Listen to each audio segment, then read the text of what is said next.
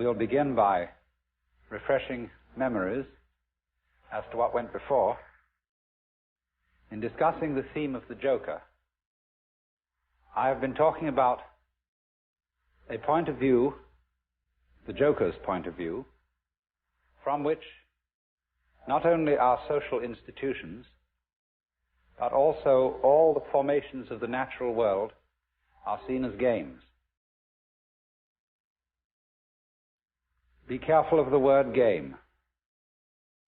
It doesn't mean as trivialities, because when we say it's just a game, this often means it is just trivial. There can be important games, as when we play the piano or musical instruments. We are not necessarily doing something frivolous, but we are playing. And there is something in the nature of all play that is not serious, but at the same time may be sincere. And I tried to give you the picture of the multiplicity of natural forms on the one hand, and of human social institutions, and all the things that we do and consider important and busy ourselves with as human beings. I tried to give you the point of view from which these can be seen as games, as things being done, as it were, simply for themselves, and not for some ulterior motive. And therefore, these games are in a way best played when they are played as games. Although it's really all right for people to take them seriously, except that they are a little bit deprived. They're missing something. And so when the Joker sees a person taking his life seriously and regarding himself as extremely important, there is something a little bit funny about it, and he is inclined to get the giggles. And it's all he knows, that the very intensity of seriousness with which the individuals concerned are taking these games will be a kind of foil for the subsequent bursting into laughter when he sees that it wasn't serious after all. You see that? You might say there are these classes of people. There are the very far out people and the very far in people. Now, ordinarily we say someone's very far out when they are oddballs, when they are exceedingly unconventional. But I want you to turn the picture round and look as a conventional person. Look at a square as a person who's very far out. That is to say, he is so involved in the seriousness of the game he is playing that he is lost. He doesn't know where he started from, and he thinks he's there. But he's completely lost, because he is actually under the cover of his assurance, of his status, of his position in society. He's really a very anxious person. I said a lot yesterday about the way in which our society shows anxiety because it cannot permit the existence of people who don't belong. And it cannot really permit the criticism of laughter. It cannot permit the presence of the old-fashioned court jester, because these people are so far out. They're so involved, and one from a certain standpoint, you see, from the Joker's standpoint, he doesn't condemn such people. He rather congratulates them on their heroism for getting so lost and involved. But to keep the far out people from going quite insane, there have to be far in people. And the far in people are those who keep contact with the original goings-on behind the scenes. They are like the prompter in the theater, where there are the actors out on the stage relying on their memories, etc., and they're supposed to get completely involved in the play. But there's a concealed prompter with the script in front of him. And he is the connection of the actor on the stage with the green room behind the stage.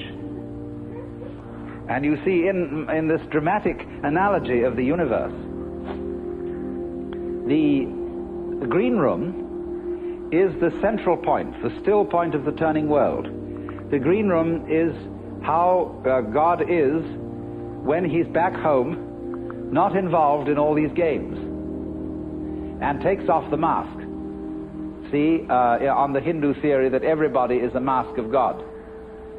Like a wonderful line in one of Chesterton's poems. And now a great thing in the street seems any human nod, where move in strange democracy the million masks of God.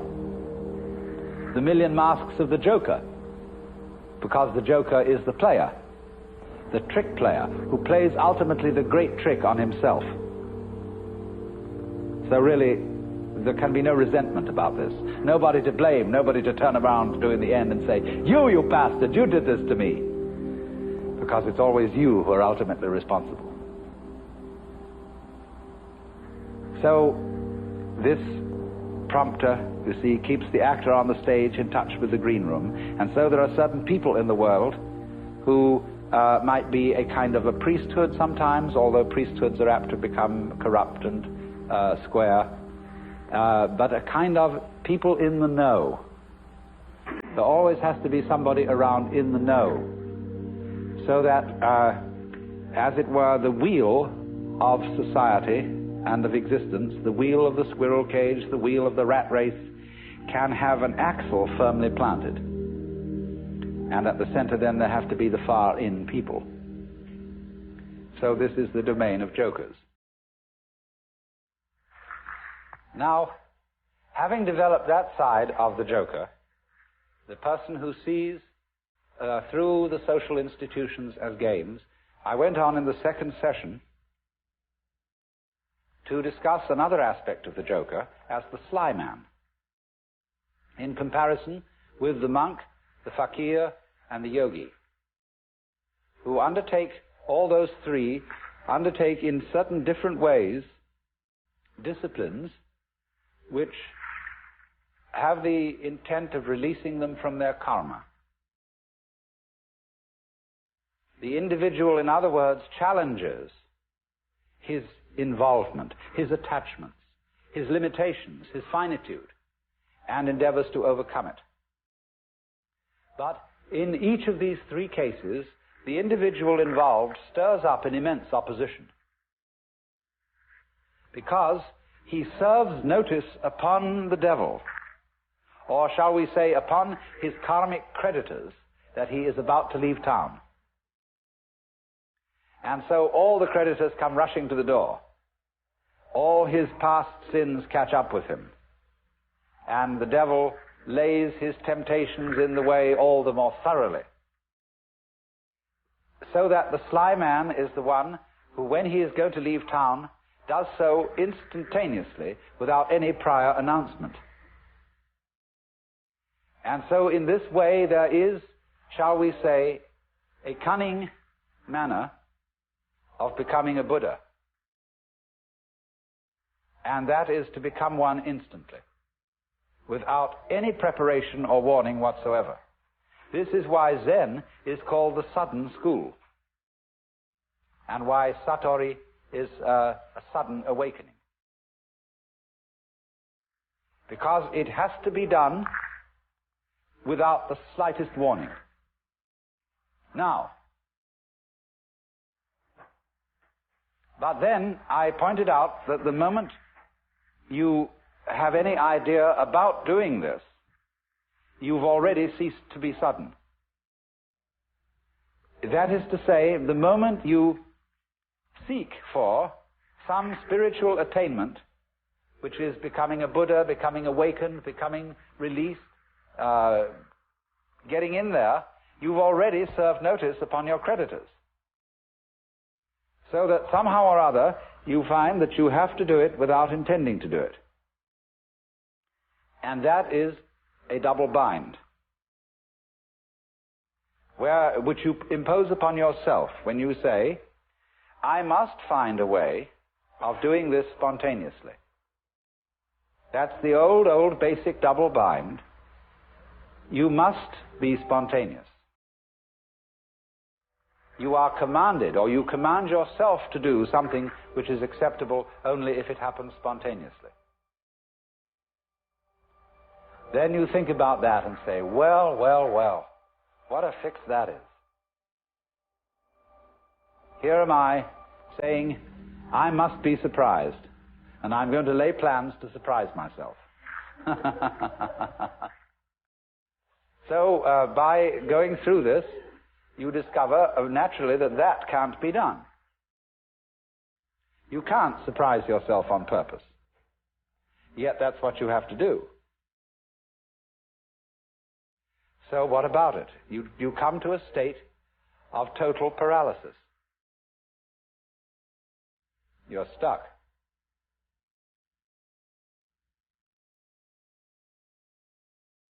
The one thing that is terribly important to be done can't be done. It has to happen. It really does if you're earnest about this. You want to get out of the trap. But you can't do anything about it, either actively or passively. But then as you begin to see what you are doing all the time, you notice a very odd fact, which is that you can't help being spontaneous. If I say to you, good morning, and you say good morning, what is that? Did you plan this answer? Did you make preparations to grow your hair? Do you make decisions about having blue eyes? You see, about breathing? Is this all planned? About beating your heart? And what about your thinking? Even if it's very blocked thinking. Even if you feel from a certain point of view that you're all mixed up. What is going on anyway? You see, you can't stop it.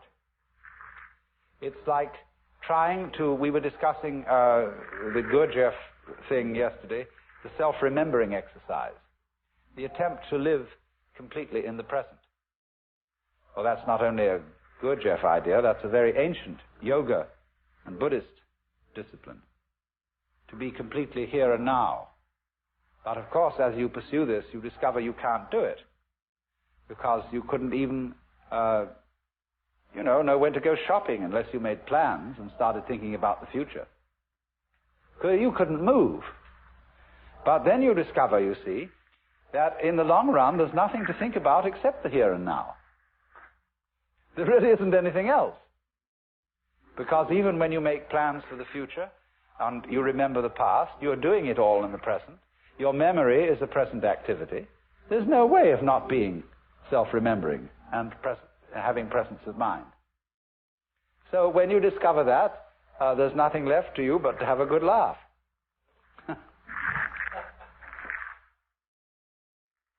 Well, now, I want to develop to a greater extent something I only touched on yesterday afternoon when we were discussing anxiety and laughter and the relationship between the two. I suggested that anxiety and laughter are really the same phenomenon, but seen from different points of view.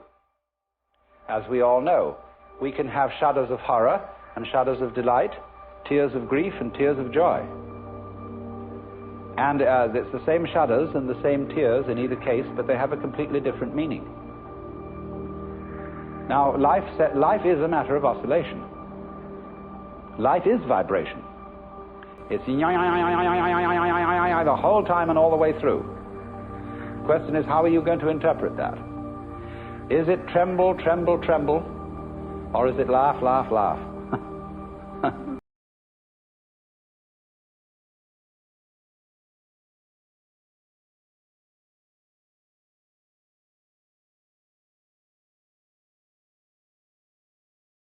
So that the whole thing of the Joker is he comes into being, as it were, at the point when the anxiety interpretation of the trembling becomes the laughing interpretation. We were talking about monks who had skulls in their cells to remind them of mortality. And we think a grim thing. The skull is a grim thing. But Chesterton had the poem about the skull. Chattering finch and waterfly are not merrier than I. Here among the flowers I lie, laughing everlastingly. No, I may not tell the best. Surely, friends, I might have guessed death was but the good king's jest. It was hid so carefully. So you can see the skull not as a grim thing, but as a laughing thing. It's all that's left of a human being. And all the surface is peeled off, and nothing but this beautiful bone remains. It laughs.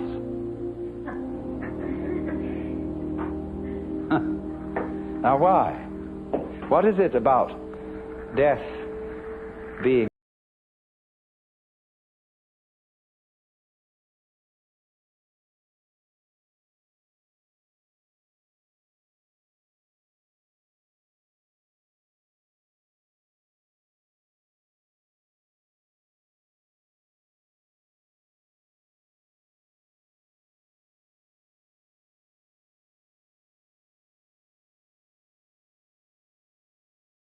argue till all is blue about which side is right. And let's suppose that a black horse is a horse of ill omen, even though striped with yellow, and a yellow horse a horse of joy and good omen, even though striped with black. This is our eternal problem. We are in the state of egocentric consciousness, firmly convinced that death is a threat. We are so convinced of this, even though individuals may say, well, I'm not really afraid of death. What I'm afraid of is dying in an unpleasant way. Nevertheless, since almost all moralists and people concerned with ethics seem to agree, whatever their differences of opinion, that survival is a good thing, in some sense. If not survival in this body, even the most, the people who would rather be dead than red, firmly believe that that is true because they believe there is a hereafter, where they can go and where they can be rewarded for the courageous stand against evil which they have taken. You see? So that's still some kind of insistence on the value of survival. And we all cling to this idea of survival with tremendous passion. But we have been fooled, because survival is an important ideal only so long as you have bothering you the bugbear of death, that the world might stop altogether, and that your death, so far as you are concerned, is curtains forever. And that is really the bogey. You see, that's all very well to rationalize and say, no, it's not death I'm afraid of, it's the pains of death. But if you think about it deeply, there are several stages in thinking about it deeply. The first stage is the real horrors of endless night, of the futility, of the whole conception that one's own life, or indeed the whole life of the cosmos, might be nothing but a flash, and beyond that, nothing. Nothing, nothing, in all directions. When, for example, we think of the physicist's idea that the universe is running down, that all energy is seeking a stable state. Supposing, for example, to give an illustration of what they mean, I have a jar of black pepper and a jar of salt. And I pour them together into another jar, and I can see the white salt and the black pepper fairly well delineated. Then I start shaking the jar. And slowly, slowly, slowly, the black and the white disappear into a gray. That can never be sorted out again into black and white. In this sort of way, as things go on, the universe, they say, it tends to attain a stable state, to run down, run down, run down, until that's the end. And nobody knows how it could possibly start all over again. But I always say, and I feel it in a sort of funny, intuitive way, that what happened once can happen again. If this world started at some time, supposing there was a colossal explosion which set all these galaxies flying out, then what existed before that explosion must surely have been something like the stable state to which we shall run down in the end. And if it went bang once, there's absolutely no reason why it shouldn't go bang again. I suppose there are temperaments in logic. I have a temperament whereby I just cannot, it seems to me absolutely basic that what happened once can happen again. But there are other people who so cherish the unique that they can conceive the idea of something like existence happening only once.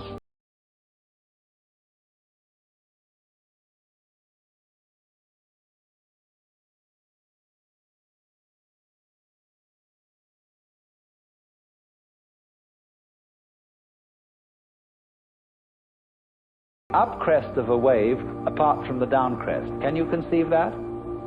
That's the same koan as what is the sound of one hand.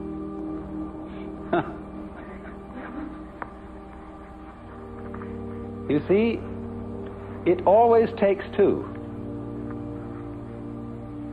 You can't have a purely left-sided person. Imagine. So, in this way, just as you can't have just one vibration, I mean, it's like the saying, the greatest strength of mind is to eat one peanut. and so it can hardly be done. So there isn't just one vibration. And a dit but no da sort of thing. You have to have it do more. So in just the same way, when you magnify this principle, there isn't just one cosmos, or one big explosion that starts and stops. All stopping implies starting. Someone just wrote to me, we haven't parted because we never met.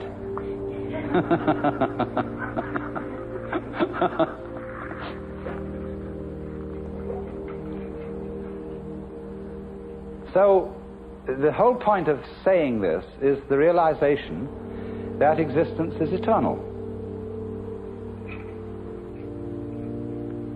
The going out of existence implies the coming in. And St. Thomas had some points here when he said, there could never have been a time when there was not being, because if there had been a time when there was nothing in nothing to produce something.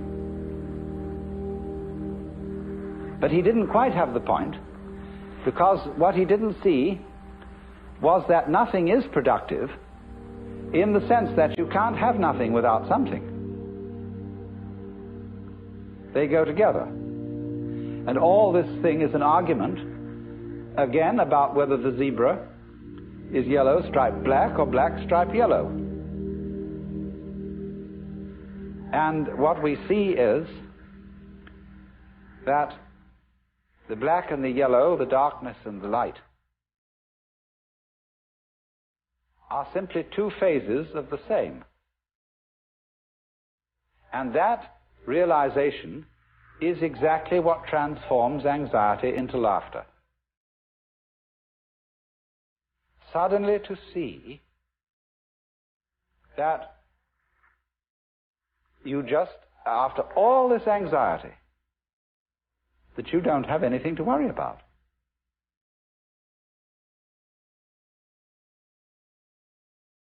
Now, that doesn't mean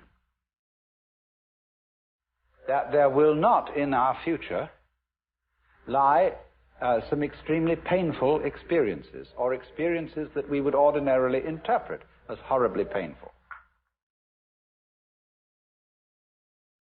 We may all die of ghastly diseases, or of radiation burns, or of unimaginable things. But look here. I very briefly touched on pain yesterday and the way pain is interpreted.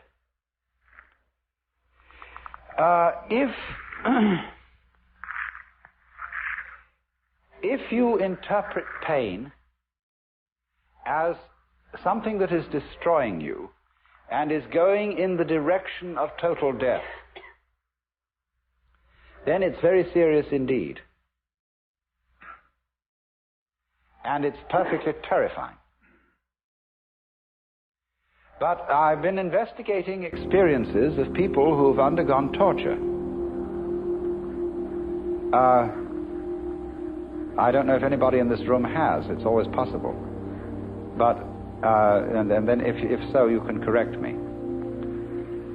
But the worst part of torture is the beginning. When, of course, you're full of all your illusions and all your fears about black and white and the terror that black may win.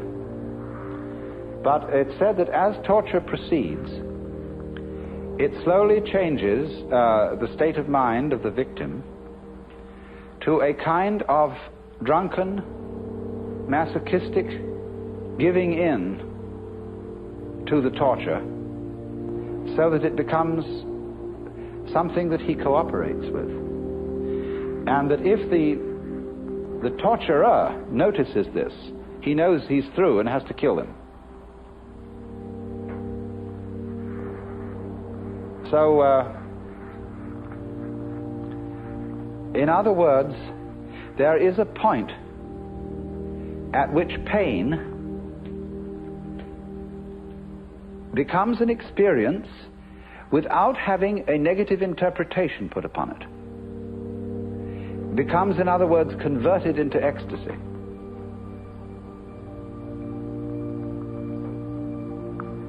It simply becomes, you see, a way of going through extraordinarily far out sensations which have no meaning. If they have meaning, the meaning of threat, the meaning of death looming at the end, and you know this is the tearing apart and the destruction of you, then you see it is absolutely horrendous. But if it has no meaning at all, just transpose yourself into another dimension to illustrate it, because what the dimension I'm talking about is a very tough one. But let's go back to a simpler one. Let's take sounds. Now, if you lie down and listen to all the goings-on in this area, and you will hear planes moving and cars and foghorns and all kinds of crazy sounds, you see, people this way and that, so on. And you can listen to that and find it very interesting, very beautiful. But if someone were to do what John Cage does and put you in a concert hall with the expectation of hearing music, and by having a purely silent playing of the piano, compel you instead to listen to all the sounds going on around you, you would be shocked and feel that some kind of an avant-garde hoax had been perpetrated. You see, it depends on the set, on the way you approach the experience. Now, you can listen to sounds that are ordinarily considered unpleasant in a totally unprejudiced way. You can listen to discordant musical noises and find them extremely interesting if you listen carefully enough.